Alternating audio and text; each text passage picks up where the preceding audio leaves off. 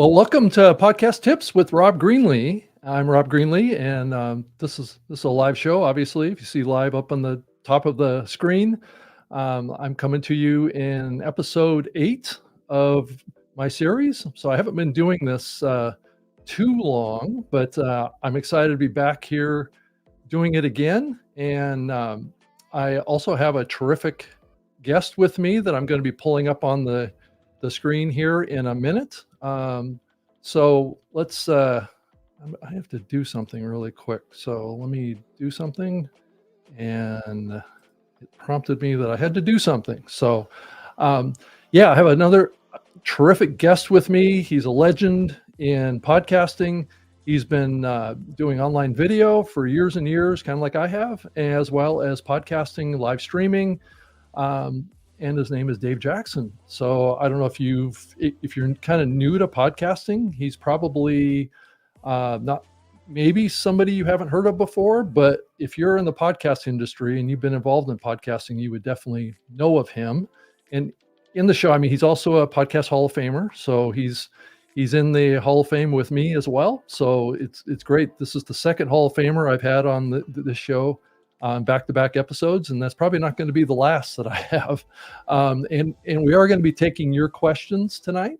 So I'm excited to hear your thoughts and what you are thinking about the podcasting space right now and where it might be going, because that's going to be the topic of what we're talking about tonight. I think Dave is a terrific guy. He's in touch with a lot of what's happening in the podcasting space, and I try and do the same thing, but it's always great to have another mind and another set of eyes looking at things and experience things out there. And Dave really takes an active role in trying to figure new things out that are going on, and how important is adding video along with audio to your podcast today. And I think this is a little bit of a theme on this show, because we are done on the StreamYard channels. It's an important aspect of it, and I want to thank you, because we do have a growing community here on the show that likes to keep up with what's going on in this convergence between audio and video, and StreamYard is a terrific example of that.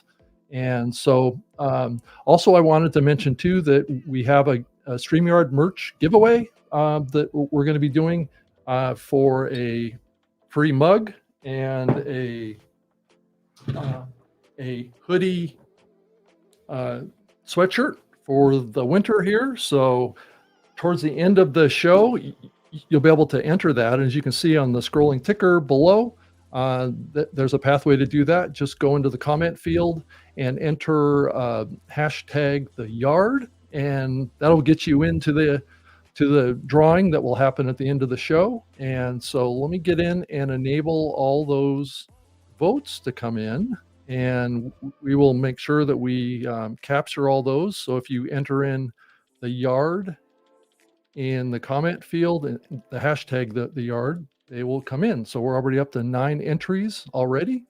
So keep them coming in, and I appreciate it. So let's bring Dave Jackson up on the stage, and we'll do a proper introduction of him and get him going on the show. Dave, it's great to have you with me. Thank you so much. Oh, Rob, always great to hang out with you. Always nice to get caught up, and we go way back in the day. Yeah. So back into the dark ages of podcasting. Back when there wasn't RSS feeds. Yes.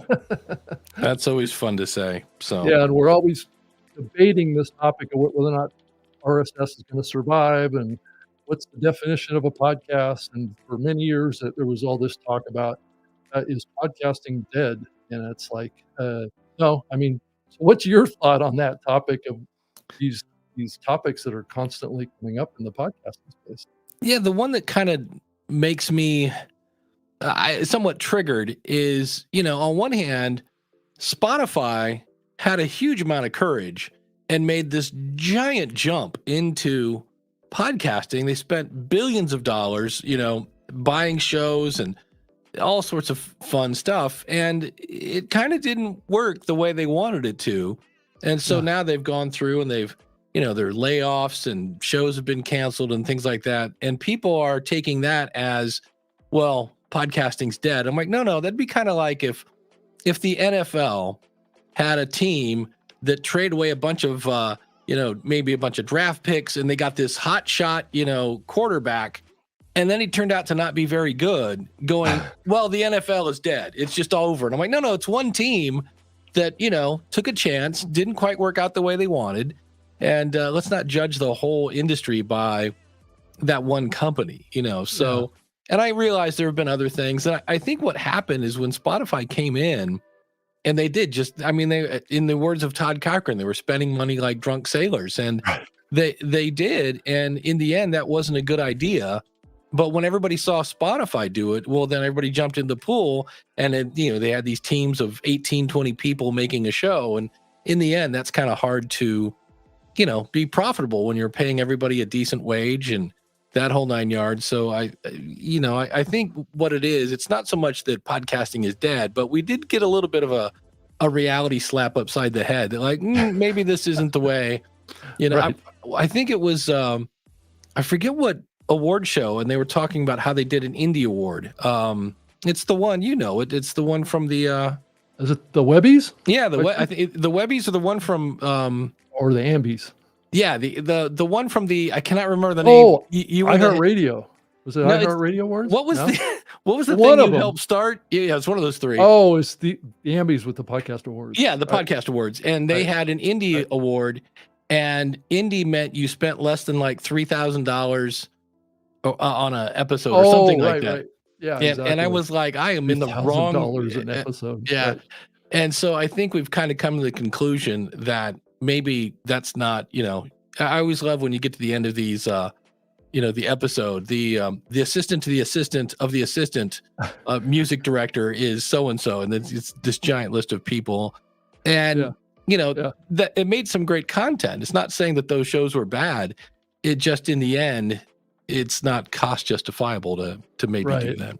Yeah, I think podcasting has definitely been something that's been a little bit more organic, more started by normal people, not so much big companies. Back when we started, it certainly wasn't a medium that was dominated by larger companies, and I still don't think it really is dominated by big companies today. I think it's a big part of it, but I wanted to mention a couple of things about Dave here that maybe you might know about or not here. But Dave is like I said, 2018 Podcast Hall of Famer, and he's also a creator and host of a live show himself called Ask the Podcast Coach.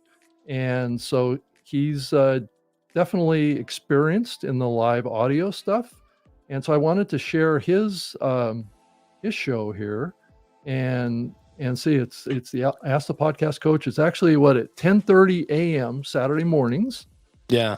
Every week, and it's live. And it's co-hosted by Jim Collison, who actually, does Jim still work for that Gallup? For Gallup Research, right? Yeah, yeah. So does he bring the analytics to that show? He brings a lot of different things. He's definitely more of a computer nerd than I am, so he really gets into the hardware. He's a guy that does a podcast for his job. He does all the Gallup's podcasts and things like that. So he brings a couple different aspects to it. And, he's let's see, he's the Rob Greenlee. I'm the Todd Cochran. So I'm the wild, crazy guy that's going off on tangents. And Jim is the guy that brings me back to that. I should also say, since we're doing this live, there is no show this Saturday on Ask the Podcast Coach. I unfortunately you're taking the holiday off, huh? I wish I was. I'm actually attending a funeral, which is really depressing, but it is what it is. And, there are times when your podcast is important, but friends and family are more important. And when that came about, I was like, yeah, I got to go to that funeral. So, so anyway, this is the domain name. If you want to go check out Dave's show at askthepodcastcoach.com. And he also has a podcast consulting company too, called School of Podcasting. He's been doing that for, I don't know, how many years now have you been doing that? Since 2005. So 18 years, I guess, at this point. So I've been helping people plan, launch, and grow their podcast. So that's always fun. And you also are the head of education at Lipson too, which I also spent 4 years working at myself. Yeah, Lipson was fun. I had been a customer of theirs for 10 years, and my background's in teaching. And when that kind of dried up, I thought, man, I'd really love to get a job in teaching. And I was super happy with Lipson as a customer and called them up and said, hey, I lost my job. That's the bad news. And I was talking with Rob Walsh, and he's like, what's the good news? And I said, I'm available to work for you, buddy.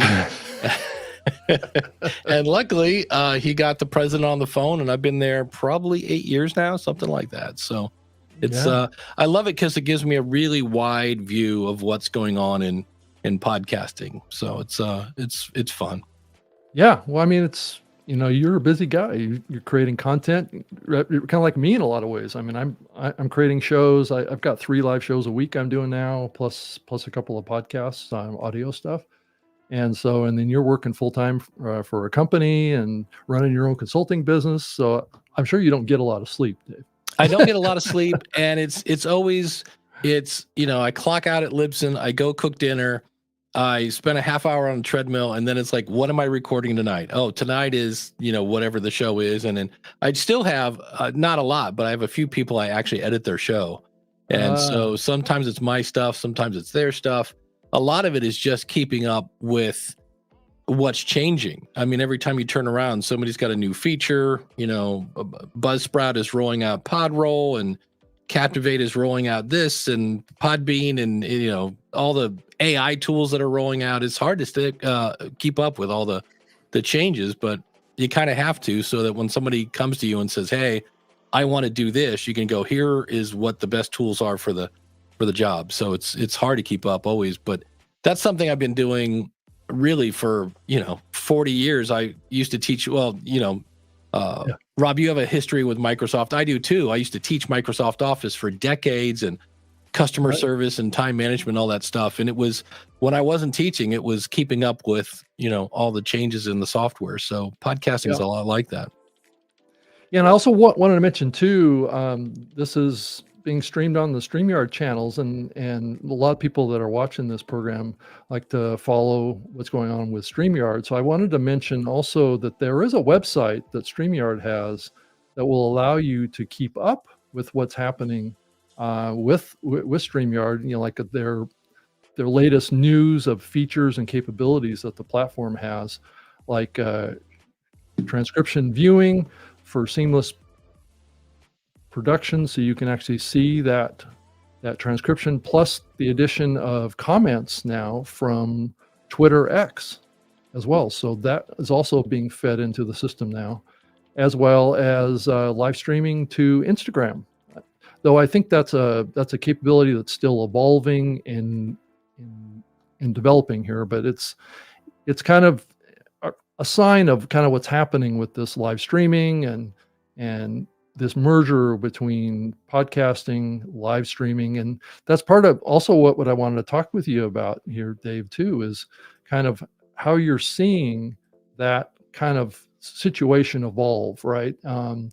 It does seem like content creators are under a tremendous amount of kind of pressure and time pressure to do everything, be a super person, be on every platform, do everything.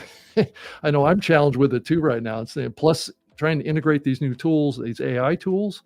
I think, what's your advice on this now? I think that there is some advantages to creating content more frequently, and also just being on a lot of these platforms, but is it really necessary, and is it really possible?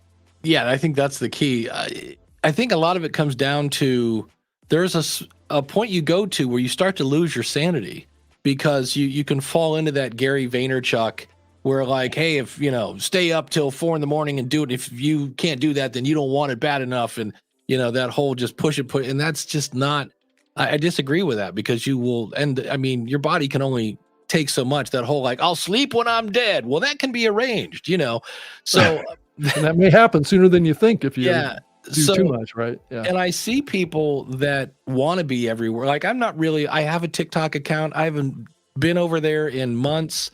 I haven't posted anything over there in months. And does that mean there aren't any podcasters over there? Or or local podcasters. No, it just means I'm either going to need to hire somebody to do some of this promotion, or I'm just not going to be there. So for me, I primarily focus on Facebook. I've been doing a little bit more on Reddit the last couple months. And, I just kind of go, and where I see engagement, that's where I go, and I'll try something out. But I feel bad for the person that doesn't jump into the pool at all, because they're like, well, I don't really want to be on video, and I can't do this, and I can't be all the, well, okay, well, do what you can. I mean, for years, I was just doing an audio podcast, and that was fine. And there weren't all these social channels. You kind of just do what you can. And where that, in some cases, guilt or the pressure is where you're comparing yourself to others. And sometimes what you don't know is you're comparing yourself to somebody who is, if this was a game of golf, they're hitting on a completely different set of tees. They've got a team. They don't have maybe you have a spouse and 3 kids and soccer practice, and there's some young person that's single and doing whatever they want. So that's where you really just have to focus on your audience, find out what they want, and give it to them. I know in 2024, I'm going to be doing a lot more with shorts and to promote long form stuff. I know we've all played with audiograms, and I've heard kind of the same kind of meh when it comes to audiograms, because you're trying to primarily on social. The problem is you have to stop the scroll. They're all scrolling through and seeing what's going on. And so the little squiggly line was working for a while, but I'm not sure it works as much as we want it to. And I've just started paying attention to what grabs my attention. And as much as I go, don't click on it, the minute I go into YouTube Shorts, I sneeze away about a half hour. And I've noticed there have been a few people that I've now started actually following their channel on YouTube for their long form stuff because of the shorts. And I was like, all right, well, that's worked. It worked on me. Maybe it'll work on that. And the hard part, I think, is if you have a YouTube channel and the goal is to get people to listen to your audio stuff, I think that's a pretty big hole that you have to jump from video to audio. I just read the report from Sounds Profitable, kind of saying that people do that, but maybe not as many as you want. And I was like, okay, so. Yeah, I thought it was really interesting, that Sounds Profitable study. It basically was saying that your video audience and your audio audience are essentially the same audience. Right. I kind of wonder, though, if you look at this from the perspective of what platform, regardless of whether it's audio or video, I do think that the demographics of certain platforms and the consumers of content there are slightly different. Right. So we've always said that the users of Spotify tend to be a little bit younger than the users of, let's say, Apple Podcasts. If you're talking about audio stuff now, most people don't even know that video is available in the Apple Podcast app. Right. So, if you think back like to the early days when we started, video podcasting was huge. Man, Ask a Ninja. I love that show. Ask a Ninja, and both of us didn't do much with video. I mean, I wasn't involved in video, but I was just doing radio stuff. But like Loria, though, who was on the show with Geek Brief, which I played a clip from Geek Brief on the show last week, and it was it was really indicative of what that era was about back then. The Ask a Ninja podcast. It was basically a ninja. It was a guy playing a ninja who was really tight cut, which we still see to some degree in today, is the tight cutting. They're probably using a Descript tool or something like that to cut the video, but back then it was hand cut, right? I mean, people were in the editing tools cutting it up like that, and I know that the guys that created that show did that. And I think it's just an interesting time around this reconvergence, I think, to some degree, of audio and video together. And I think that's the key right there, is what you said, Dave, is the shorts. I think that if we can exploit that and utilize that, that may help us on the long form content. But it's amazing to me the growth that we're seeing in short form and long form at the same time. So why don't you share with me a little bit in the audience too, what your thought is about this expansion of short and long at the same time that's happening right now. Yeah, a lot of it is people will take their long form and they'll go and look for that, 58 seconds of gold to break into a short. And I get that strategy. It makes sense. I know in shorts, you can go in and say this short is like basically pointed at the long form. I didn't know that. Chris over at castahead.net mentioned that to me. And I was like, I did not know that. So that's pretty cool. But the other thing that I think sometimes we want to make it too complicated, because we do have one of these. Like, I need to buy a camera, and then I'm like, no, you have one right here. And so many times I see people and they'll spend 35 minutes looking for that golden nugget when you could really just pick up your phone, hit record, and go, on today's show I interviewed so and so, and wait till you hear what they found out about doing such and such, and post it. I know I fall victim to that, where I always try to like, well, it's got to look this way, and I got to have the blurry background, and I got to, and we just make it way more complicated than it needs to. But it just seems like, now the other thing we should probably say, it's not a 10,000 download, 10,000 view switch, but it does seem that I'm hearing more traction when I go to different conferences. It's right. Like, it seems like, no, use shorts to promote the long form stuff, and then the long form stuff can promote whatever the heck you're promoting, whether it's to get advertising or to promote your own products and services or whatever. But I was like, okay, I need to get on that. So I've already I've taken a class on using a Stream Deck a little more, so I can actually be my own team member and make my lower thirds come up and things like that. And then I bought a teleprompter, which I'm using right now, so I can and I'm not going to read it. I'm not so much a fan of reading a text as it goes by, and I am trying to not sound monotone as I'm reading. So I'm using it to hopefully just have some bullet points to keep me in line with what I'm doing. And so I'll be able to basically sit down, and it's always, they don't have teeter-totters anymore, but I always say more planning equals less editing, and less planning equals more editing. And so I'm like, it's going to take a little more upfront time to get things set. But once it's set, I should be able to hit record, hit a couple buttons on a Stream Deck, and record it and upload it to YouTube. Yeah, I think that the shorts strategy advice is kind of new. I remember many years when shorts were just getting started, people would say, well, you have to think about shorts as kind of like standalone content because there's not a lot of crossover between long and short. But as we've seen the popularity of long form content and the popularity of short form content, it feels like there is an opportunity there. And I don't know if it's because somewhat of the AI tools that are out there now that allow you to work more easily, take like a video like we're doing right now and create a vertical video that has like a transcription layer over the top of it that makes it more consumable on a mobile device, which people oftentimes play in mute mode, right? Yeah. So yeah, it's going to be interesting because I don't think there's ever been like that one, like just do this and it will grow. So I think it'll be another kind of pen in your coffee cup here to play with. Right. That you'll have social, you'll have your newsletter, you'll have your podcast, and then you'll have your YouTube, and all of those will point at whatever your why is, whether that's, again, advertising or products or just trying to position yourself as a thought leader or whatever it is. So, and hello, April. I see your comment down there. Yeah, I was going to comment on April here and her comment about Blab. You remember Blab? I remember Blab because I remember I interviewed them. I said, how can you be doing streaming video for free? And they were like, monetization. Like they had sold some big company and they got a big payout and they're like, we got plenty of runway. And then the next thing you know, they're like, and we're out of here. See ya. So yeah, and I still hear people talking about Blab, and because it was so impactful at the time, it was really kind of ahead of its time. In some ways, because of the ability, like within StreamYard here, it's the ability to have an interactive type of experience. And Blab was enabling that back in those days, and there really wasn't much other opportunities to do that. No, I had a great time on Blab. We had so much fun, and I remember there were people that would just literally just start it up and just leave it on. Yeah, and I remember we were doing Ask the Podcast Coach. We had started off. Ask the Podcast Coach was never supposed to be a real show. I started it to play with Blog Talk Radio.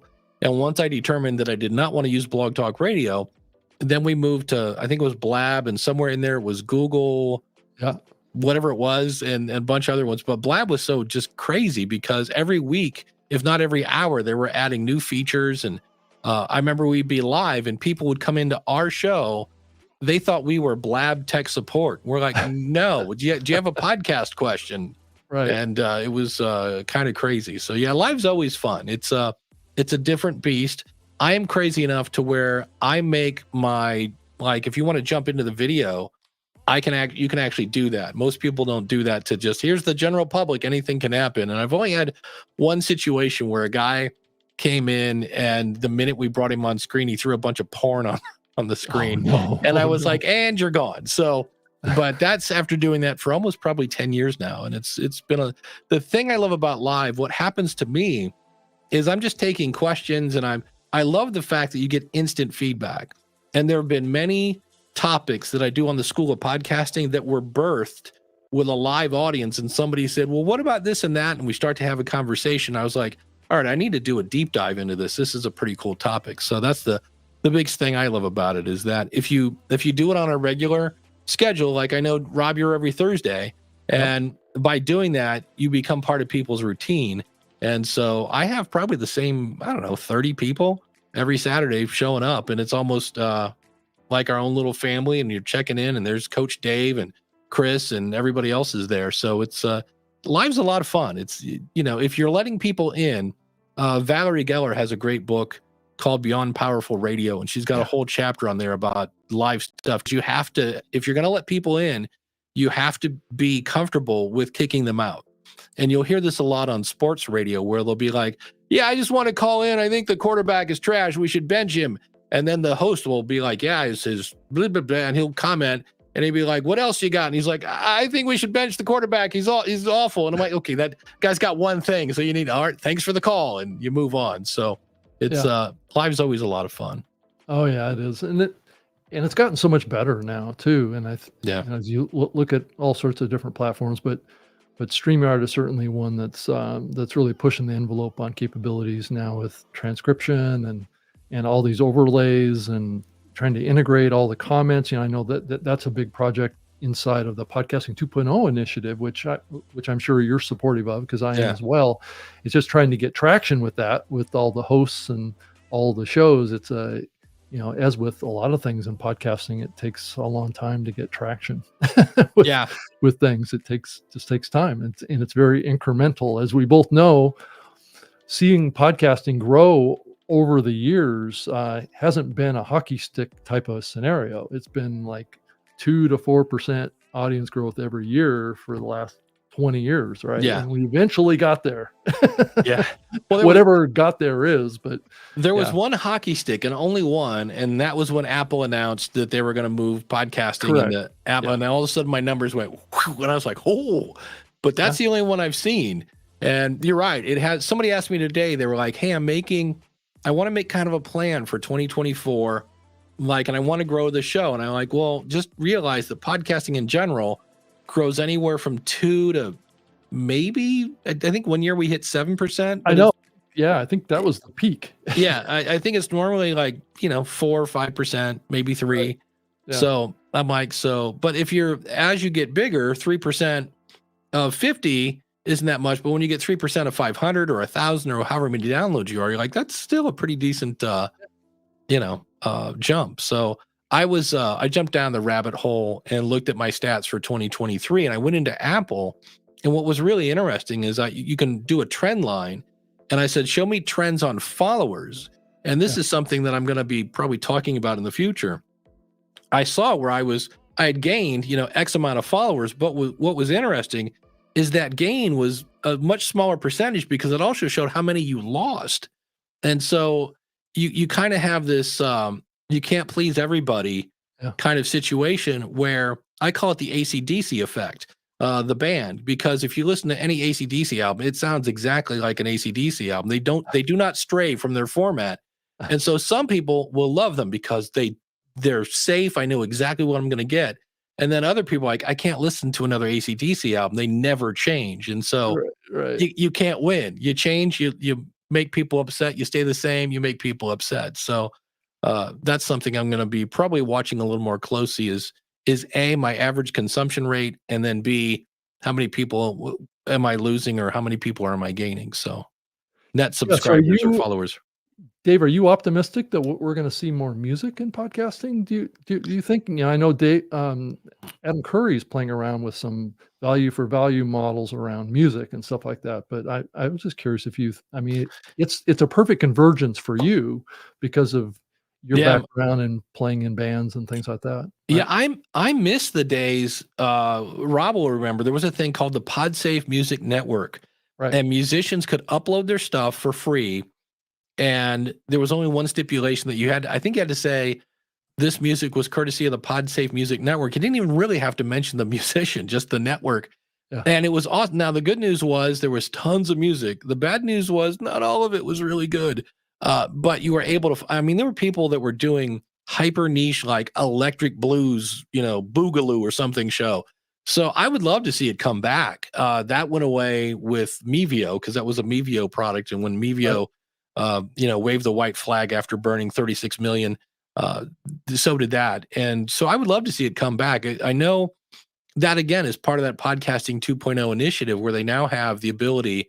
Hmm. You can actually in an app, if you're using one of the new podcast apps at newpodcastapps.com, if you're giving people X amount of money, you're streaming it through Bitcoin, Hmm. that it will actually switch and go to the artist while that song is on. I'm like, that's one of those things. It's so nerdy, and so it's like just like a bunch of nerds got in a room like, wouldn't it be cool if we could do that? And then they Right. did it, which Right. is amazing. So yeah, I'd love to see that come back. I hope podcasting 2.0 is another one that is moving slowly. You So, know, like you know, everything really in yeah, podcasting has always been that way. yeah. But, yeah, I wanted to mention a couple of comments. David here, says he needs a little help with his podcast. So David, post your, Yes. challenge in the comments here, and we'll see if we can address it at some point in the show. And then we also had, uh Javon Auntie has a question. She, loves StreamYard for my podcast, but has a lot of echo and a lot of feedback. Why I'm trying to figure that out. Why there can be a lot of reasons of multiple microphones being enabled on things like that, or the room that you're recording in can Yeah, cause and that too. headphones. Make sure you have headphones on because Right. Yeah, because what you're happened? playing through a speaker or something like that. It can feedback into your microphone. Right. Yeah, Like I've got in-ear um, stuff, so you don't I have to wear I the I big haven't headphones. I haven't put mine in yet, but Santa just brought me some, so that'll be Yeah, because if you wear the in-ear stuff and the actual wire goes over your ear and then yeah. down your back, so you don't actually see it. So I do still use these. I should probably point to my. Yeah, I was gonna say we can't see you.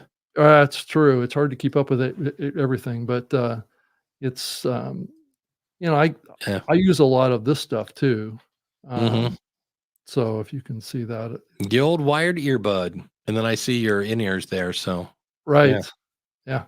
So anyway, and then let's see here. We have another question as well, and okay, it says, Dave, having done podcast coaching for 18 years, how do you keep it fresh for you? Covering podcasting.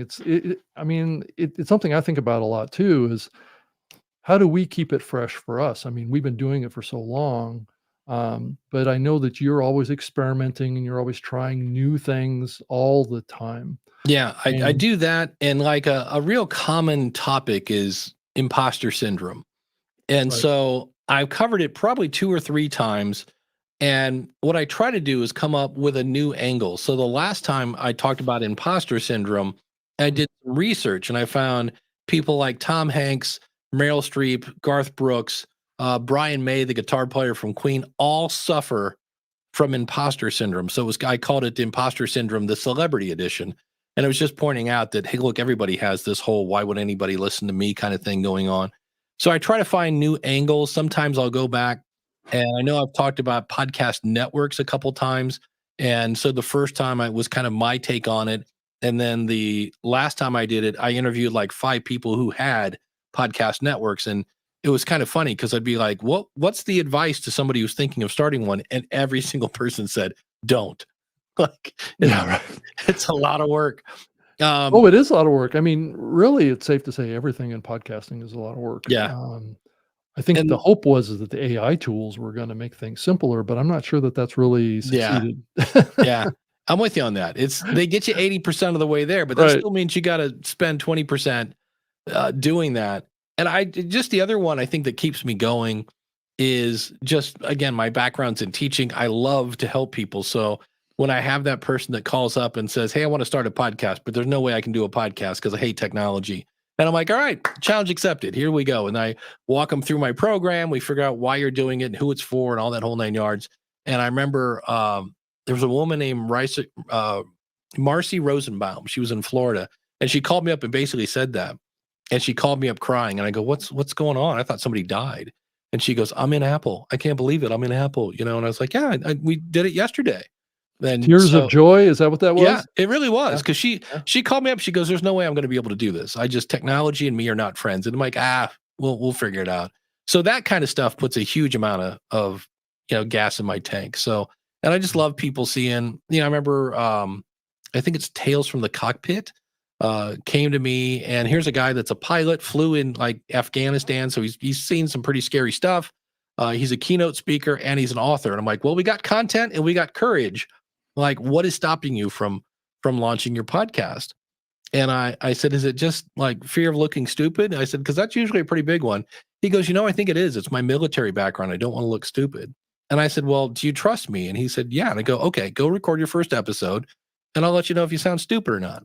And so he had scripted it. And I said, this is a great story. I said, but it really sounds like you're reading it. I said, can you kind of, it's your first stab at this. I go back and see if you can kind of add a little voice inflection. And, I said, you might want to rewrite it, write it the way you talk, don't worry about grammar. And, is that semicolon? I'm like, just write it the way you talk.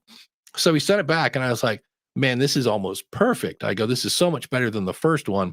I said, I think you can actually put this one out. I go, look, it's your first episode. It's not that bad. And he said, hold on. And he, goes back 20 minutes later. I've got this episode. And I go, this is absolutely perfect. I said, I can't tell you're reading this at all. And he said, it's because I'm not. And he's like, I know the story now. And I'm like, well, maybe that's your workflow.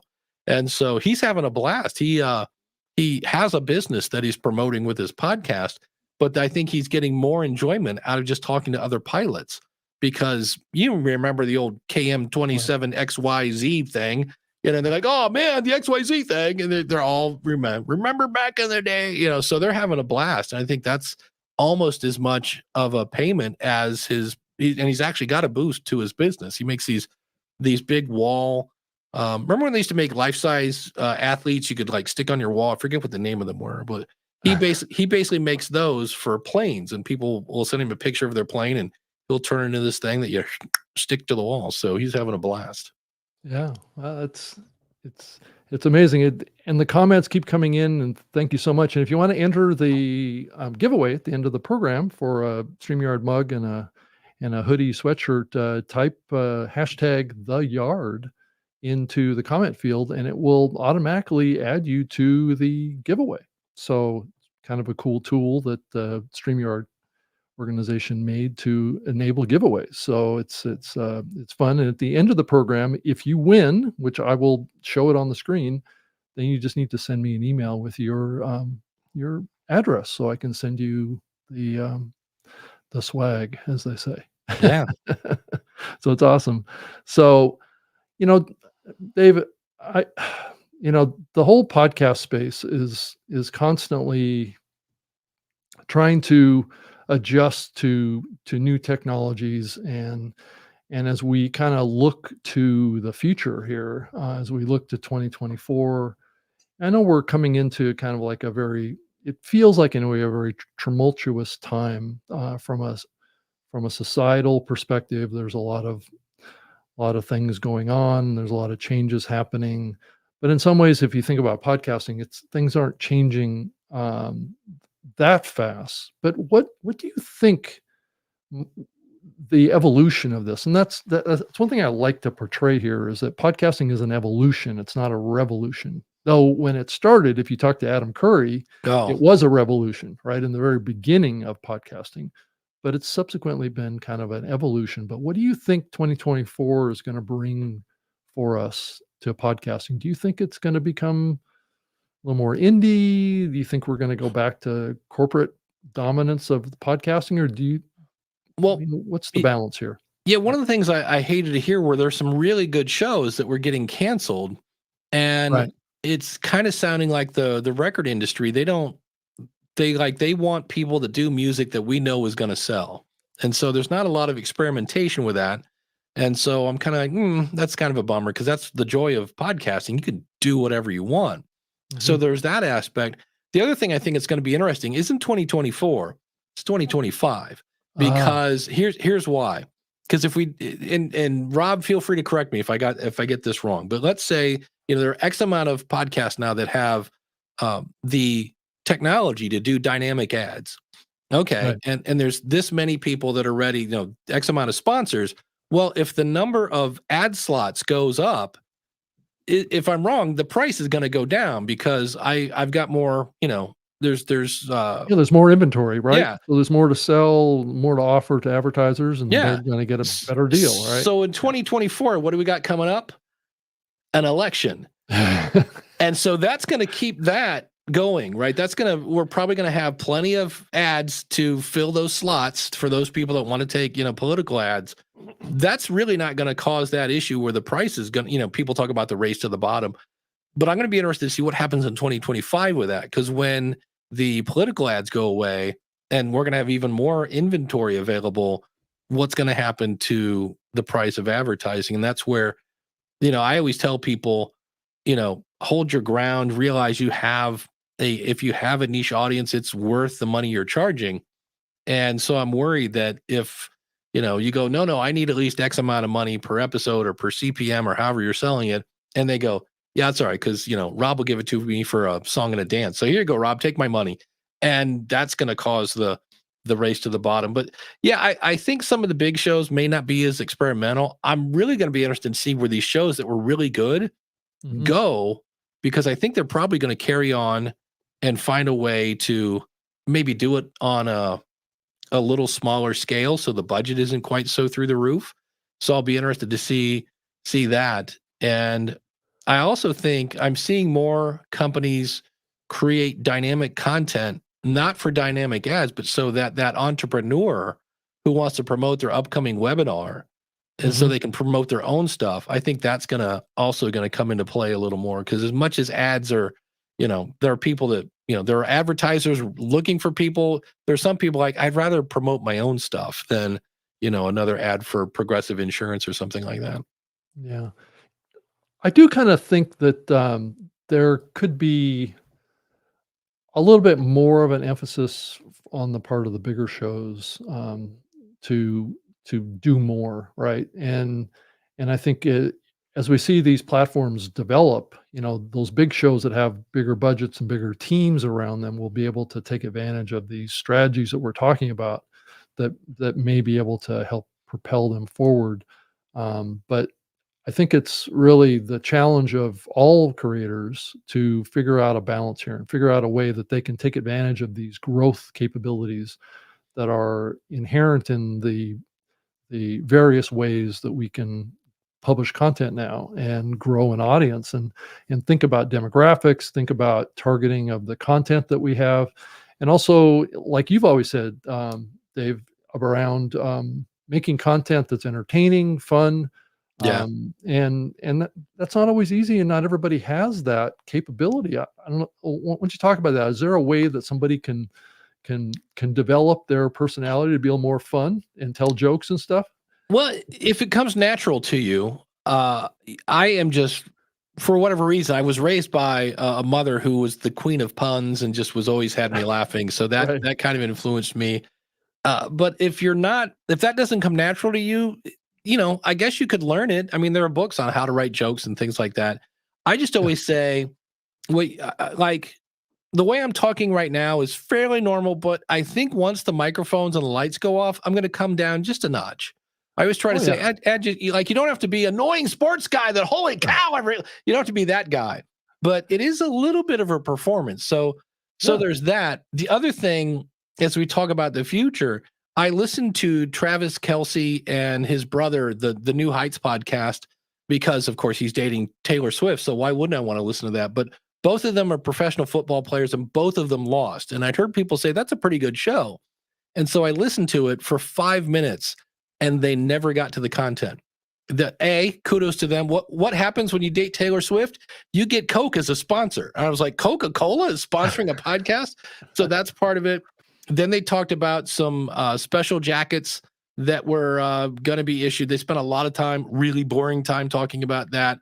And then they had another like Lunchables or some sort of food sponsor. It was just sponsor after sponsor after sponsor. And I was like, yeah, I'm bored. Now I get it. If I wasn't listening to it from kind of like, let's review this, I would have just skipped all that stuff.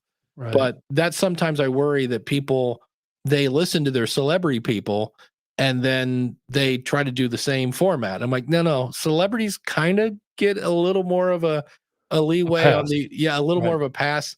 I was listening today to Conan O'Brien Needs a Friend, and he was interviewing Rob Reiner and another old comedian that I can't remember. And they were just having a conversation, and it was fun. It was entertaining. They were talking about the good old days on Johnny Carson and stuff. But, you know, if you try to do that with your friends don't have stories about behind the scenes of Johnny Carson. So it may not be quite as entertaining as that. So sometimes I hear a lot of, just chit chat. And I think, celebrities can get away with that more than, if I had my best friend on and we started talking about guitars and, all sorts of inside jokes, it'd be like, we think we're funny because we get the joke. So that's another thing you have to keep in mind. And if you're looking for what's the value to the viewer or the listener? That's it. Right. And and are they coming along with your story, or can they associate with it? Can they connect with it? And Johnny has a good point here. He's on every platform and I'm constantly posting and creating content. It can be stressful. And I would tend to agree with that. If you're putting that kind of pressure on yourself, and it just depends. I mean, we all have limitations on how much we can actually do without, putting ourselves in the hospital. So, I mean, not that that's going to happen here, but it's just a matter of, I know when I do this show, there's a lot of preparation for it. There's a lot of thinking that I do about the format and keeping up with the interactivity of it. And it's very, it's fun to do, and I enjoy it. And after 8 episodes, it's definitely gotten a lot easier. And that's actually a good point to make here too, is that it does get easier the more you do it. And I don't know if you could talk about that, Dave. Yeah, one of the things I do is, in the past, I've used Evernote because it's on everything I own. It's on my computers, it's on my phone, it's on my tablet. And because you always get the best ideas when you're nowhere near anything to write it down, and you always go, I'll remember it later. And trust me, you don't. So I write a lot of stuff down in Evernote. I've kind of been switching to Apple, just good old fashioned notes, because Evernote's kind of made almost, you can upload PDFs and all sorts of files. I'm like, no, I just need to write down a note is really all I need. And so I always do that now. And you kind of, after a while, get used to hearing that little voice in your head or something that goes, ooh, that'd be a good idea, that I just write it down. Because when you don't, what happens are those times when you're like, man, I've already published last week's episode and I got a new episode coming out in 6 days. And I just got nothing. That's where I go to my Evernote and go, oh yeah, I totally forgot about this, and I'll see these ideas. So sometimes that can take the stress out of it. Yeah. I also want to mention Johnny here posted another question. I have a podcast, the audio from all of my video talk shows, and now I'll post the video to Spotify. And so Johnny raises a very interesting question here: is the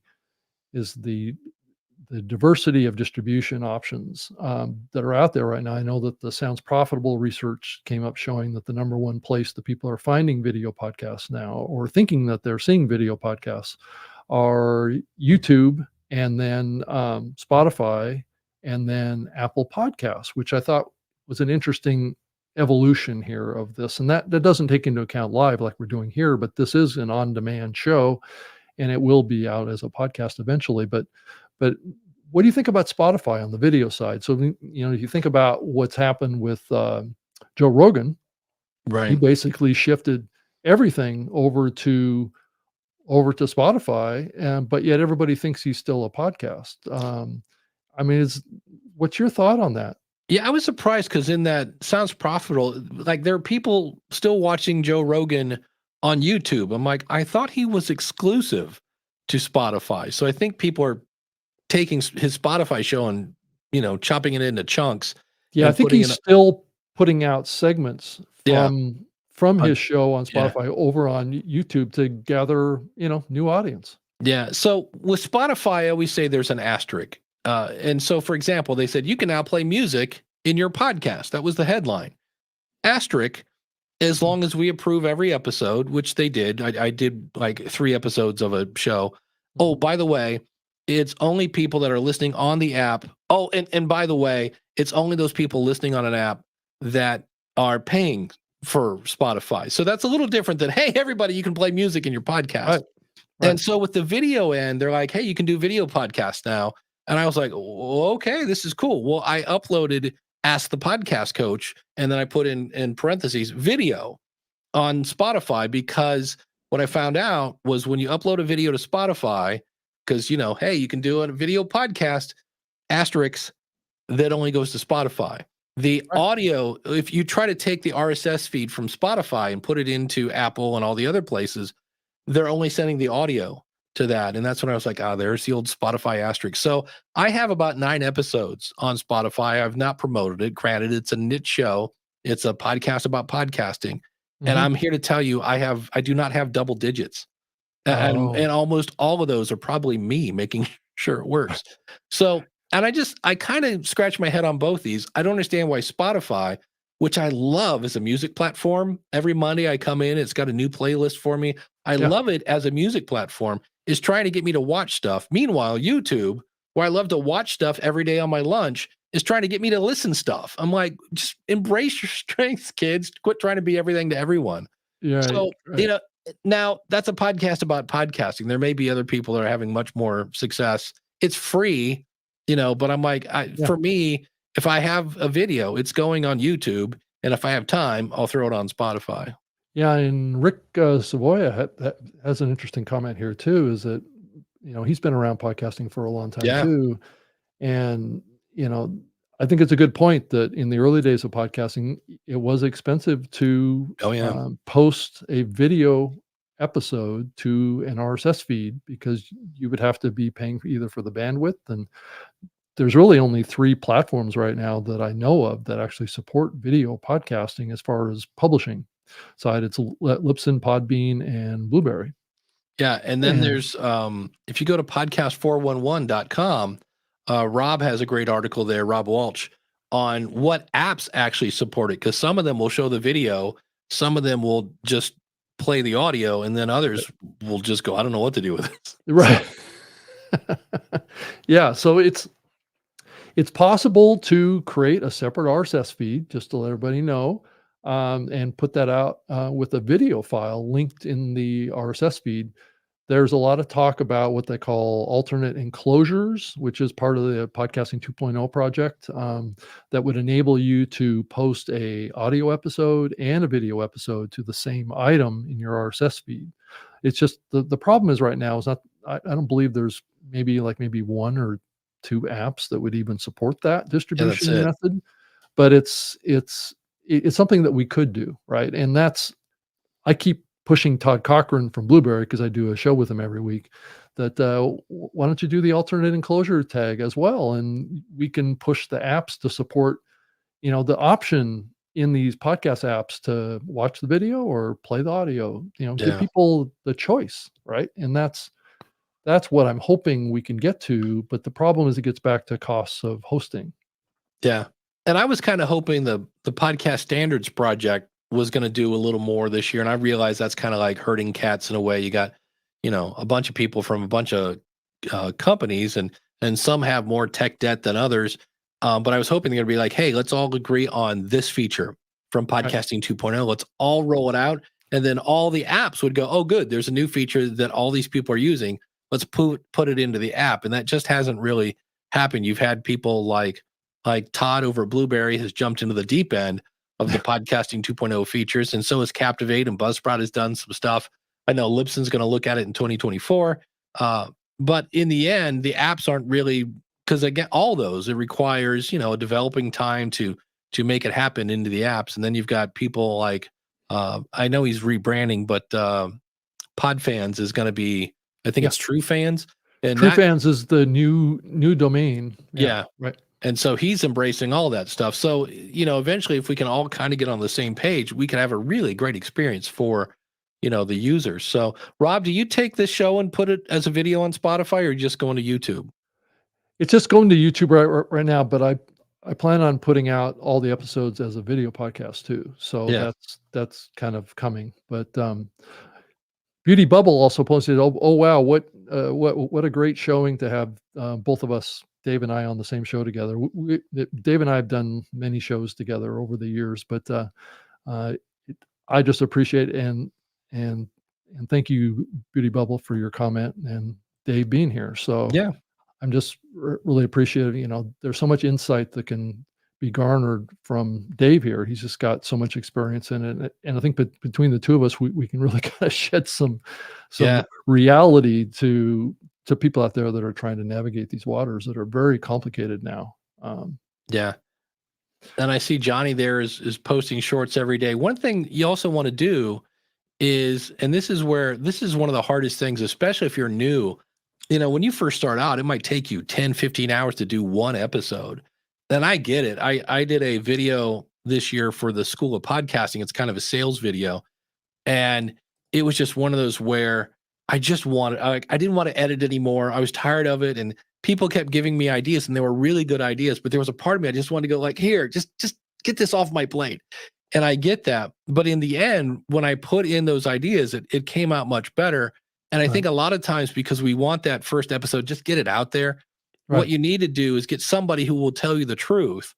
Mm-hmm. And not that your show is horrible, but there might be something that you're not seeing. I was working with somebody last night, and they didn't realize it, that they were talking about, do you really need that passion to be a successful entrepreneur?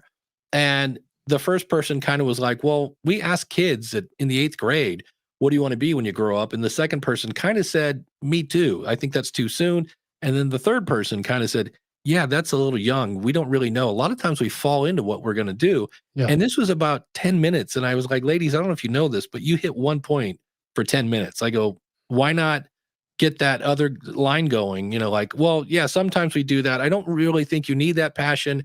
You could do this. I said, get both sides going. And then the audience has the joy of going, yeah, I agree with Susan. And then you go, you know what? Nope, I think Dan's got a point. And that's the fun part of that. Yeah. And so, and stuff like that, you just don't pick up because you're too close to the fence. So sometimes we try to promote things that aren't quite, they could be like, my show can always be better. And so anytime I get feedback from somebody, I'm always like, okay, first of all, is that person my target audience? And if so, I'll listen to them. And then it's like, could I implement this and still get my why?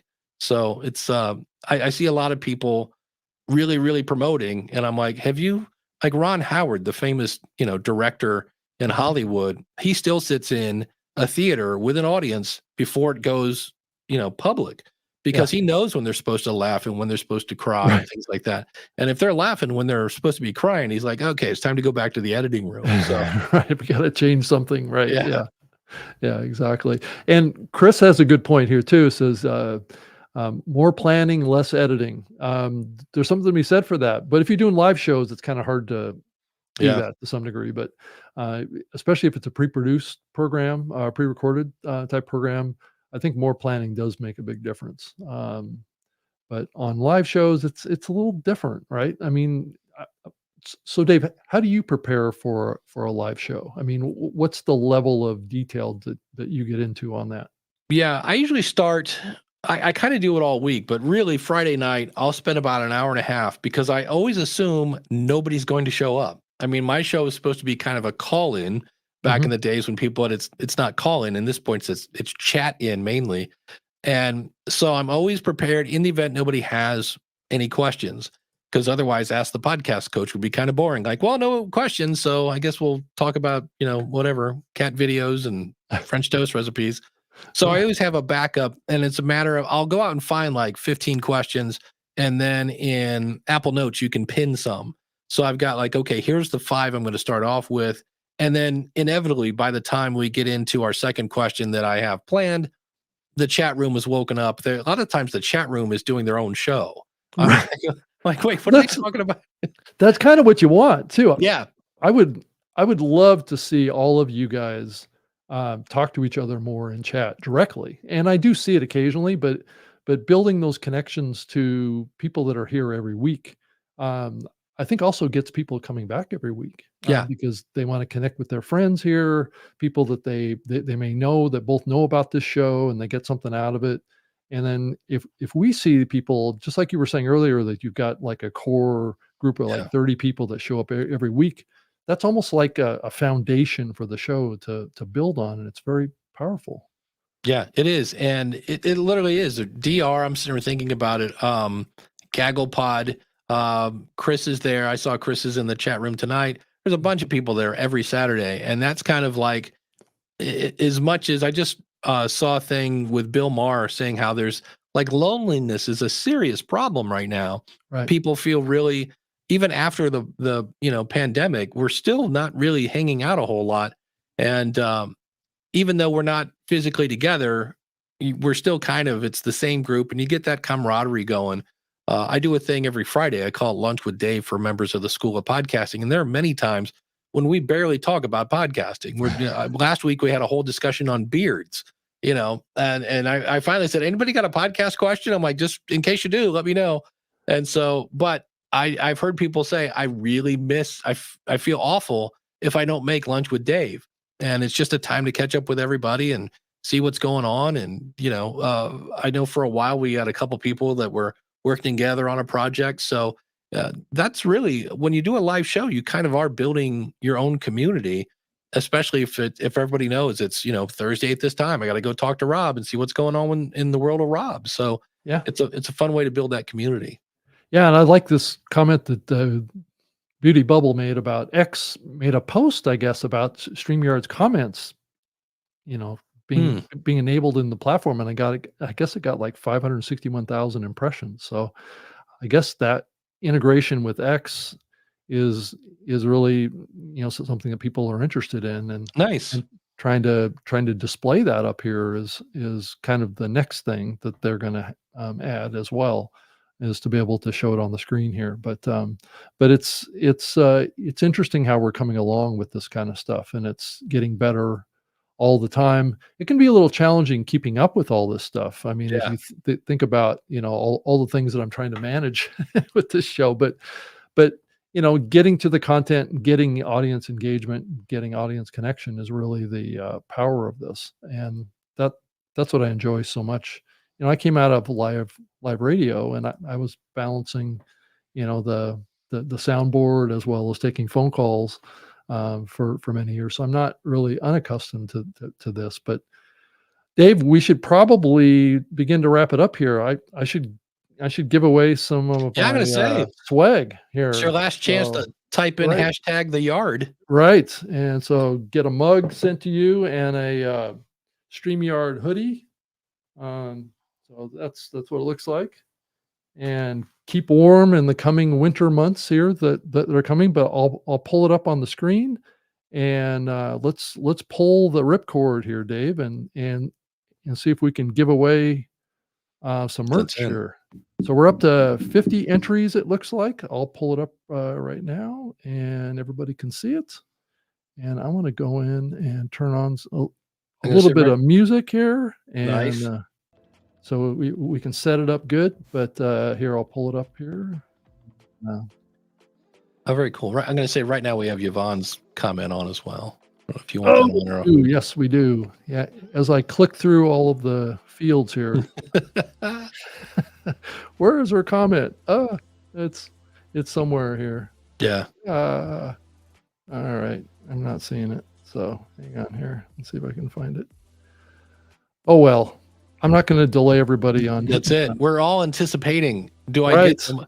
Let's do it. And Iman will just be on the screen with her comment for now. So we're up to 51 entries. Thank you so much. And remember, when you see your name up here, I'm going to display my email address, and you need to send me your mailing address so I can get this stuff shipped out to you.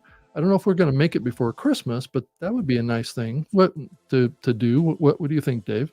Yeah, absolutely. All right, so round and round, it goes. Drum roll. Here we come. Here's the big winner is Angeline Castellino. Lino? Is that right? Yeah.